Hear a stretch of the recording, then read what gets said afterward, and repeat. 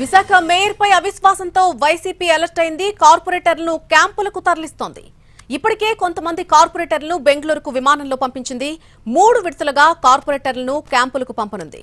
వారి వెంట నియోజకవర్గ ఇన్ఛార్జీలు కూడా ఉండబోతున్నారు. వైసీపీ కార్పొరేటర్లను కూటమి నేతలు తమ వైపు తిప్పుకోకుండా వైసీపీ జాగ్రత్త పడుతోంది.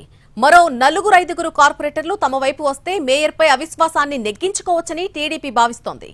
కూటమికి ఆ అవకాశం ఇవ్వకూడదు అన్నది వైసీపీ ప్లాన్ గా కనిపిస్తోంది. ఇదే అంశానికి సంబంధించి పూర్తి అప్డేట్ మా ప్రతినిధి రవిచంద్ర అందిస్తారు లైవ్ లో. రవిచంద్ర, మొత్తం కార్పొరేటర్లందరినీ కూడా నియోజకవర్గ ఇన్ఛార్జీలతో కలిపి క్యాంపులకు తరలిస్తున్నట్టుగా తెలుస్తోంది. ఎన్ని విడతలుగా తరలించబోతున్నారు? ఇప్పటివరకు ఎన్ని విడతలుగా తరలించారు? అన్ని గ్రేటర్ విశాఖ రాజకీయాలు మరింత హీట్ ఎక్కాయి. వైఎస్ఆర్ కాంగ్రెస్ పార్టీ తమ కార్పొరేటర్లను ఊటీకి తరలిస్తోంది. ప్రస్తుతం విశాఖ ఎయిర్పోర్ట్ నుంచి 3 ఫ్లైట్లలో వీళ్ళంతా కూడా ప్రయాణం చేస్తారు. ఇప్పటికే 11 మంది బోర్డింగ్ పాసులు తీసుకుని టేకాఫ్ అవడానికి రెడీగా ఉన్నారు. సాయంత్రం 5 గంటల సమయంలో మరో 30 మంది కార్పొరేటర్లు తమ కుటుంబాలతో కలిసి క్యాంపుకు వెళ్లబోతున్నారు. రాత్రి 9 గంటలకు హైదరాబాద్ మీదుగా మరికొంతమంది వెళ్లే అవకాశం ఉంది. ఓవరాల్ గా తన వర్గం కార్పొరేటర్ల మొత్తాన్ని ఊటీకి తీసుకెళ్తుంది.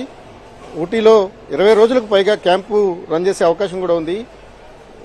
తెలుగుదేశం పార్టీ కూటమి తరపున ఇచ్చిన అవిశ్వాస తీర్మానం నోటీస్ ఏదైతే ఉందో దీనిపైన 15 రోజుల లోపు కలెక్టర్ నిర్ణయం తీసుకోవాల్సిన అవసరం ఉంటుంది. నిర్ణయం తీసుకున్న తర్వాత ఒక డేట్ ఫిక్స్ చేసి ఆ రోజు అవిశ్వాసానికి సభను ఏర్పాటు చేస్తారు.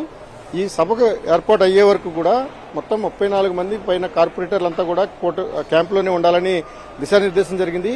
వారంతా కూడా వచ్చే 20 రోజుల పాటు ఖచ్చితంగా ఊటీ లేదా ఇతర ప్రాంతాల్లో తిరిగే అవకాశం ఉంది.